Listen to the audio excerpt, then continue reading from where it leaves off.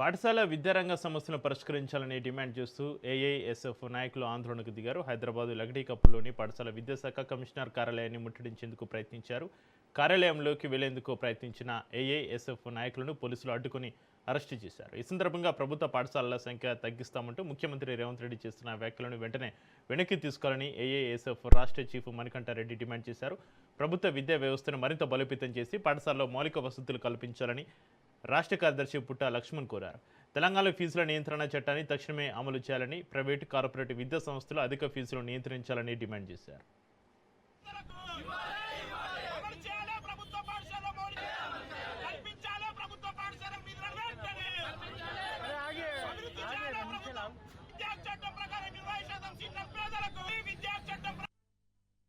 రాష్ట్ర ముఖ్యమంత్రిగా అదే విధంగా విద్యాశాఖ మంత్రిని కూడా ఆయన దగ్గర పెట్టుకుంటా ఉన్నటువంటి పరిస్థితి ఉంది. కానీ విద్యాశాఖ పైన ఎటువంటి అభివృద్ధి చేయాలని, ప్రభుత్వ విద్యాసంస్థలు బలోపేతం చేయాలనే ఆలోచనలు లేనటువంటి పరిస్థితి ఉంది.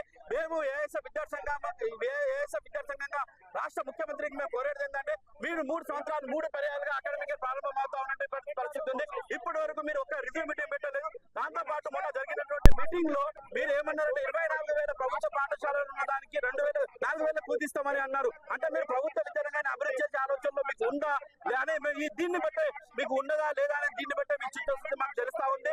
అదే విధంగా ప్రైవేట్ విద్యాసంస్థలో ఫీజు రెగ్యులేషన్ కమిటీని ఖచ్చితంగా అమలు చేయాలి, ఫీజు నియంత్రణ చట్టాన్ని అమలు చేయాలి. దాంతో పాటు ఏదైతే ప్రైవేటు విద్యా సంస్థలు లక్షల కొద్ది ఫీజు వసూలు చేస్తామో దాన్ని ఖచ్చితంగా అరికట్టాల్సిందిగా మేము ఏఎస్ఎఫ్ విద్యాసంఘంగా మేము డిమాండ్ చేస్తాం. రాష్ట్రంలో ప్రైవేట్ కార్పొరేట్ పాఠశాలలు ఇష్టానుసారంగా ఫీజుల దోపిడీ చేస్తా ఉన్నాయి.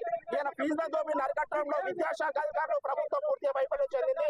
రేవంత్ రెడ్డి తర్వాత విద్యాశాఖ పెట్టుకొని ఇలా ప్రైవేట్ కార్పొరేట్ పాఠశాల ఫీజుల దోపిడీ అరికట్టేయకుండా ఇలా కార్పొరేట్ పాఠశాలలు, ప్రైవేట్ పాఠశాలలు, పాఠశాల ఆవరణలు ఇలా విద్యా వ్యాపార కేంద్రాలు మారుస్తా ఉన్నాయి. ఇలా ప్రతి పాఠశాలలో ఎల్కేజీ దగ్గర ₹1,00,000 ఫీజు దోపిడీ చేస్తా ఉన్నారు. 10వ తరగతి ఫీజుకు 3 లక్షలు వసూలు చేస్తా ఉన్నా అధికారులు స్పందించడం లేదు.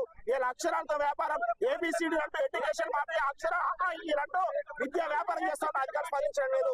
ఏ ఒక్క పాఠశాల ఫీజు నియంత్రణ చట్టం అమలు చేయట్లేదు, విద్యా చట్టం అమలు చేయడం లేదు, ఫీజు రెగ్యులేషన్ కమిటీ అమలు చేయట్లేదు. ఇలా రేవంత్ రెడ్డి తర్వాత విద్యాశాఖ పెట్టుకొని రాష్ట్రంలో ప్రైవేట్ పాఠశాల ప్రారంభోత్సవం సిగ్గుచేటు. ఏమాత్రం రేవంత్ రెడ్డి ఫీజు సిద్ధశుద్ధి ఉంటే వెంటనే తమిళనాడు మాత్రం రాష్ట్రంలో ఫీజుల నియంత్రణ అమలు చేయాలని ఏఎస్ఎఫ్ డిమాండ్ చేస్తా ఉన్నాం. తెలంగాణ రాష్ట్రంలో ఉన్నటువంటి ప్రభుత్వ విద్యారంగాన్ని బలోపేతం చేయాలి. అదేవిధంగా రేవంత్ రెడ్డి గారు ఏంటి 29 ప్రభుత్వ పాఠశాల 4 తగ్గిస్తామని చెప్పారు. ఆ మాట వెంటనే వెనక్కి తీసుకోవాలి. దాంతో పాటు ప్రైవేట్ కార్పొరేట్ విద్యా సంస్థలు ఫీజుల దోపిడీ అరికట్టాలి, ఫీజుల నియంత్రణ చట్టాన్ని అమలు చేయాలి. దాంతో పాటు విద్యా హక్కు చట్టం 2009 ప్రకారం ప్రైవేట్ కార్పొరేట్ విద్యా సంస్థల్లో ప్రతి పేదవారికి 20% ఉచితంగా విద్య అందించాలి. ఈ డిమాండ్ వెంటనే పరిష్కరించాలి. లేని ఏళ్ల కష్టంగా రానున్న కాలంలో ఈ ప్రభుత్వం వ్యతిరేకంగా పెద్ద ఎత్తున పోరాటాలు కొనసాగిస్తామని చెప్పేసి ఈ సందర్భంగా రేవంత్ రెడ్డి